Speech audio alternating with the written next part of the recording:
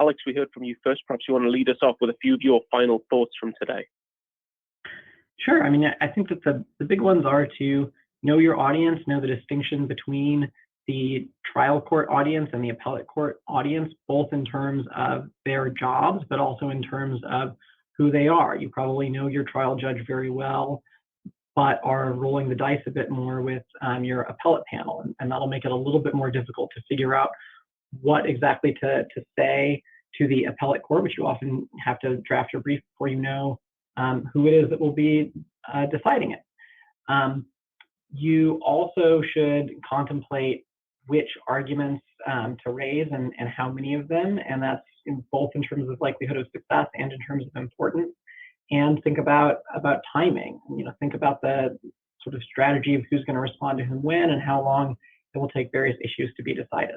Thank you so much. And Jemi, perhaps a few of your final thoughts to close us out as well. Yes, thank you. I echo certainly everything that Alex said. I think that being prepared throughout the trial, and you should always be thinking about what may end up in the forum of an appeal. And certainly, although it is somewhat trite when you're at a trial level to keep saying things like, Your Honor, for the record, I'd like to preserve, they have to give you the opportunity to do that.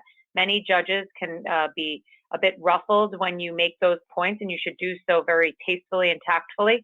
But it is absolutely important to preserve all potential arguments for appeal at the trial level, and then at the appellate level, make sure that you present those to the court carefully, but obviously recognizing that the review standard is going to be highly critical in terms of how to deal with the different issues on appeal.